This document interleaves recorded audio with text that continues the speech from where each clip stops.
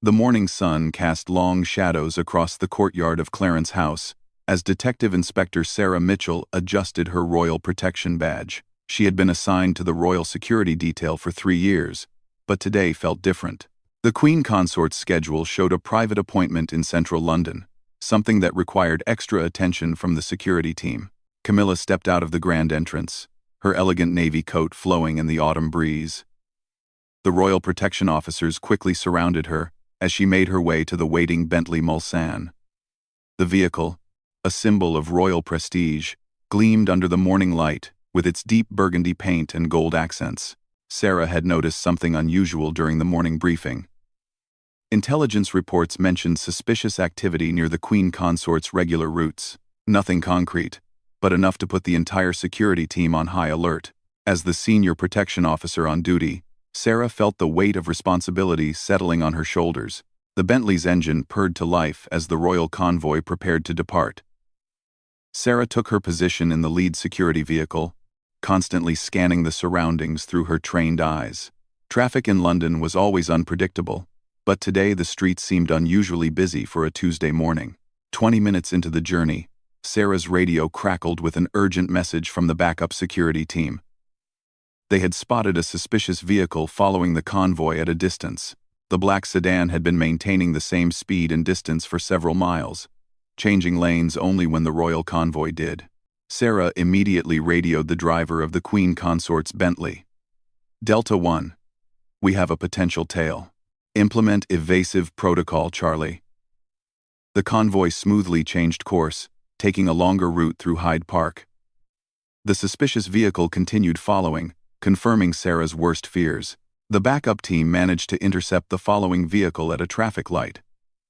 Inside, they found 2 individuals with press credentials and expensive camera equipment. While technically not illegal, the incident raised serious questions about how these photographers had obtained detailed information about the Queen Consort's private schedule. After ensuring the immediate threat was neutralized, Sarah made the decision to conduct a thorough security sweep of all vehicles in the convoy. This was standard procedure whenever a security breach was suspected. The Queen Consort was safely escorted to a secure location while the inspection took place. Sarah began her examination with the lead security vehicles before moving to the Royal Bentley. The exterior appeared normal, showing no signs of tampering or unusual modifications. She checked the wheel wells, bumpers, and door frames for any foreign objects that might have been attached during the brief stop earlier. Moving to the interior, Sarah systematically examined every surface. The leather seats, dashboard, and door panels all appeared pristine. She checked the glove compartment, door pockets, and center console. Everything seemed perfectly normal until she reached the area behind the driver's seat. Her trained fingers detected a slight irregularity in the leather paneling. What should have been smooth was slightly raised, as if something had been placed underneath. Sarah carefully examined the area more closely, using a small flashlight to illuminate the space better. The irregularity was subtle, almost invisible to the casual observer. But Sarah's years of training had taught her to notice details that others might miss. She gently pressed the area and felt something solid beneath the leather surface. Her heart rate increased as she realized this was not part of the original vehicle design. Using her standard inspection tools, Sarah carefully lifted a section of the leather trim. Hidden beneath was a small electronic device, no larger than a matchbox. The device was professionally installed, with wires running discreetly along the vehicle's original wiring harness. This was not the work of an amateur. Sarah immediately called for the bomb disposal unit while evacuating the area. The device could be anything from a tracking beacon to something far more dangerous. She documented the exact location and appearance of the device with her camera before the specialists arrived. The bomb disposal expert, a seasoned veteran named Mark Thompson, arrived within minutes. After a preliminary examination, he confirmed that the device was electronic but not explosive. However, his analysis revealed something even more disturbing.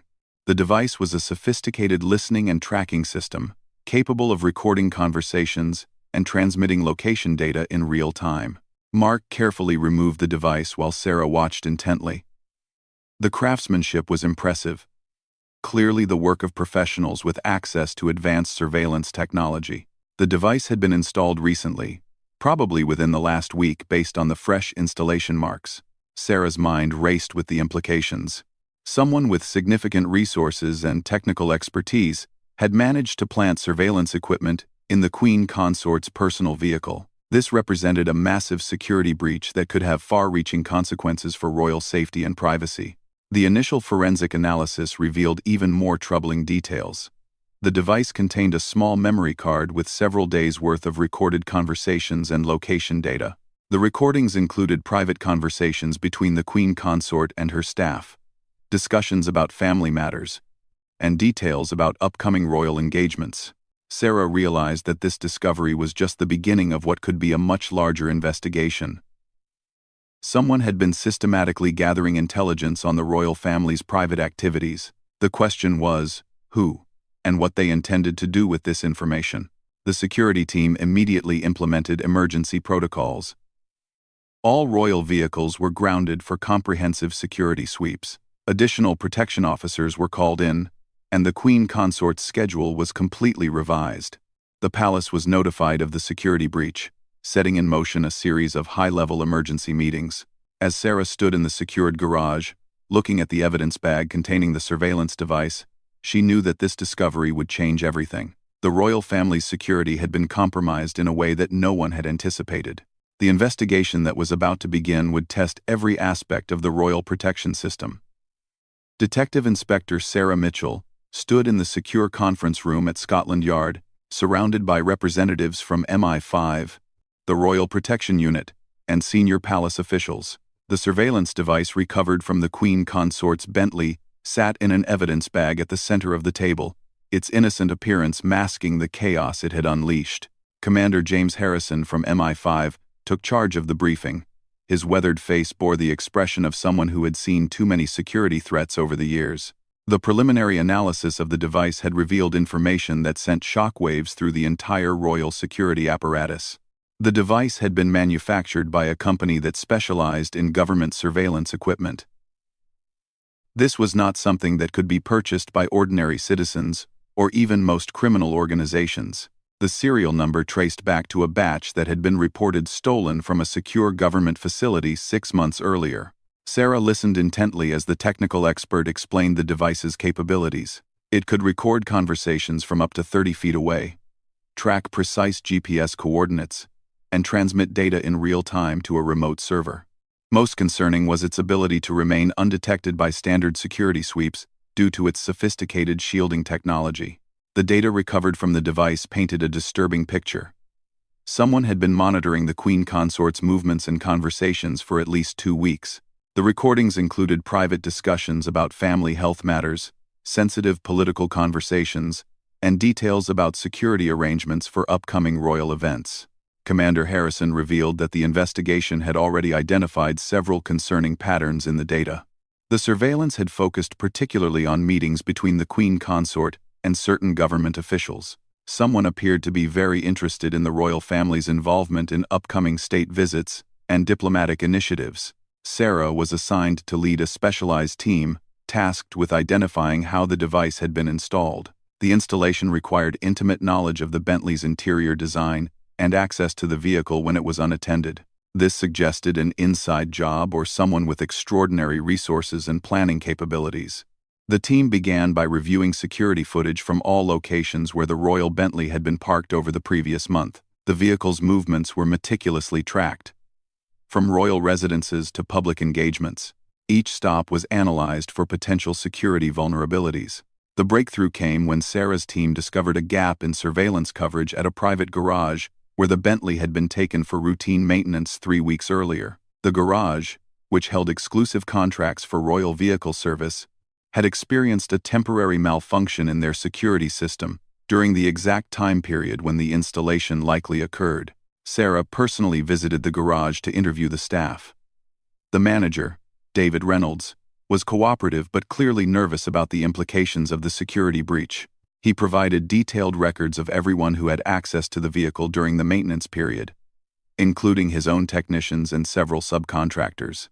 The investigation revealed that one of the subcontractors, a specialist in luxury vehicle electronics, had worked alone with the Bentley for approximately 2 hours. This individual, Thomas Walsh, had impeccable credentials and had been working with the garage for over 5 years. However, when Sarah's team attempted to locate him for questioning, they discovered he had disappeared. Further investigation into Thomas Walsh's background revealed a complex web of false identities and manufactured credentials. The real Thomas Walsh had died in a car accident 18 months earlier, but someone had been using his identity to gain access to high-security vehicle maintenance contracts. Sarah's team traced the fake Walsh's movements leading up to the installation. Security footage from nearby businesses showed him arriving at the garage in a nondescript van and leaving with what appeared to be electronic equipment. The license plate on the van traced back to a rental company, where the vehicle had been rented using forged documents. The rental car investigation led to a small hotel where the fake Walsh had been staying. The hotel room had been thoroughly cleaned, but forensic analysis revealed traces of sophisticated electronic equipment and evidence of communication with overseas contacts. The investigation was expanding beyond a simple surveillance operation. Mi-5's involvement intensified when they discovered that the surveillance data had been transmitted to servers located in 3 different countries. The routing was deliberately complex, designed to obscure the final destination of the information. This level of sophistication suggested state-level resources and international coordination. Sarah found herself working closely with international intelligence agencies as the scope of the operation became clear. The surveillance of the Queen Consort appeared to be part of a larger intelligence-gathering effort, targeting multiple members of the royal family and senior government officials. The palace was forced to implement unprecedented security measures. All royal vehicles underwent complete electronic sweeps, and new protocols were established for vehicle maintenance and storage. The Queen Consort's schedule was completely restructured, with decoy movements and enhanced security details for all public appearances. As the investigation progressed, Sarah discovered that the surveillance operation had been more extensive than initially believed. Additional devices were found in 2 other royal vehicles, and evidence suggested that surveillance had been conducted at several royal residences. The scope of the security breach was staggering. The international investigation revealed connections to a sophisticated espionage network with ties to foreign intelligence services. The stolen surveillance equipment had been used in operations across Europe, targeting government officials and business leaders. The royal family had been just one target in a much larger intelligence-gathering operation. Sarah coordinated with cybersecurity experts to trace the digital footprint of the surveillance network. The analysis revealed that the operation had been planned for over a year, with extensive reconnaissance conducted on royal security procedures and vehicle maintenance schedules. This was not an opportunistic crime but a carefully orchestrated intelligence operation. The implications for national security were significant. The surveillance had captured conversations about state visits, diplomatic initiatives, and government policy discussions. Foreign adversaries had gained access to highly sensitive information that could compromise ongoing diplomatic efforts and national security interests. As Sarah compiled her findings for the final report, she realized that the discovery in the Queen Consort's Bentley had uncovered one of the most significant security breaches in recent royal history. The investigation had revealed vulnerabilities in systems that had been considered secure for decades. The fake Thomas Walsh remained at large, along with other members of the espionage network. International arrest warrants were issued, but Sarah knew that those responsible were likely already operating under new identities in different countries. The investigation had disrupted the operation, but the threat remained active. The Royal Protection Unit faced a complete overhaul of their security protocols. New technologies were implemented to detect sophisticated surveillance devices, and background checks for all personnel with access to royal vehicles were intensified. The era of relying solely on traditional security measures had ended. 6 months after the discovery of the surveillance device in the Queen Consort's Bentley, Detective Inspector Sarah Mitchell found herself standing in a courtroom in Vienna, Austria. The international investigation had led to this moment, where the masterminds behind the sophisticated espionage operation would finally face justice. The fake Thomas Walsh had been identified as Viktor Petrov, a former intelligence operative who had been recruited by an international criminal organization specializing in corporate and government espionage. His capture in a small cafe in Prague had been the result of months of careful surveillance and international cooperation between multiple intelligence agencies. Sarah had been instrumental in building the case that led to Petrov's arrest. The evidence trail began with the surveillance device in the Royal Bentley and had expanded to reveal a network spanning 12 countries. The organization had been selling intelligence to the highest bidders, including foreign governments and private corporations seeking competitive advantages. The courtroom was filled with security officials, journalists, and legal representatives from multiple countries. The case had attracted international attention due to its implications for diplomatic security and the protection of government officials worldwide. Sarah felt the weight of responsibility as she prepared to present her testimony. Petrov sat calmly at the defendant's table, showing no emotion as the prosecution outlined the charges against him. The evidence against him was overwhelming, including digital forensics that placed him at the scene of multiple surveillance installations and financial records showing payments from foreign intelligence services. The prosecutor, Maria Hoffman, had worked closely with Sarah to build the case. She began by presenting the timeline of the surveillance operation, starting with the initial planning phases over 18 months earlier. The operation had targeted not just the British royal family, but also government officials in France, Germany, and Italy. Sarah's testimony focused on the technical aspects of the surveillance devices and the methods used to install them. She explained how the sophisticated equipment had been designed to evade standard security sweeps and how the installation required intimate knowledge of vehicle security protocols. The defense attorney attempted to portray Petrov as a small player in a larger organization, arguing that he had been coerced into participating in the surveillance operations. However, the evidence presented by the prosecution painted a different picture of a skilled operative who had willingly participated in multiple high-level espionage activities. One of the most damaging pieces of evidence was a recording recovered from Petrov's personal devices. In the recording, he could be heard discussing the royal surveillance operation with his handlers, expressing satisfaction at the quality of intelligence being gathered, and discussing plans to expand the operation to other targets. The investigation had also revealed the extent to which the organization had infiltrated various service industries. They had placed operatives in vehicle maintenance companies, security firms, and even catering services that provided support for government and royal events. The scope of the penetration was unprecedented. Sarah's team had worked with international partners to dismantle the entire network. Arrests had been made in 7 countries, and several governments had been forced to conduct comprehensive security reviews of their protection protocols. The case had fundamentally changed how high-profile individuals approached personal security. The trial revealed that the information gathered from the royal surveillance had been used in several ways. Some had been sold to tabloid publications, explaining how certain private details about the royal family had appeared in newspapers. Other information had been provided to foreign governments for diplomatic advantage. Most concerning was the discovery that the surveillance data had been used to plan potential security breaches at upcoming royal events. The organization had been preparing to exploit their knowledge of security protocols to gain access to restricted areas during state visits and public appearances. The financial scale of the operation was staggering. Bank records showed that the organization had generated millions of dollars in revenue from selling surveillance data and intelligence services. They had operated like a sophisticated corporation, with specialized teams for different types of surveillance and intelligence gathering. During her cross-examination, Sarah was questioned about the security failures that had allowed the operation to succeed. She acknowledged that the sophistication of the surveillance equipment and the quality of the false identities had exceeded the capabilities of standard security screening procedures.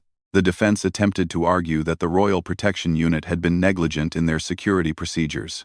However, Sarah's testimony demonstrated that the organization had used cutting-edge technology and techniques that were not commonly known to security professionals at the time of the breaches. The trial also revealed the personal cost of the security breach.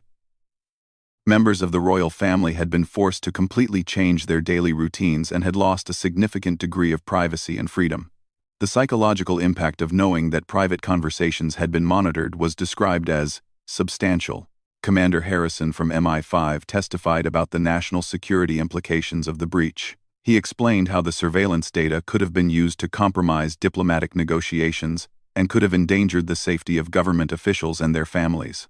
The international cooperation required for the investigation had set new precedents for law enforcement collaboration. Intelligence agencies that rarely shared information had worked together to track down the members of the espionage network. The case had demonstrated both the global nature of modern security threats and the effectiveness of coordinated international responses.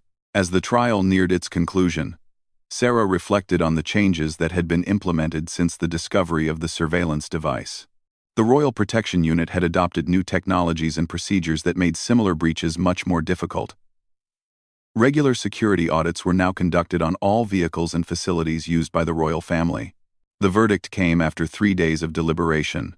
Viktor Petrov was found guilty on all charges, including espionage, illegal surveillance, and conspiracy.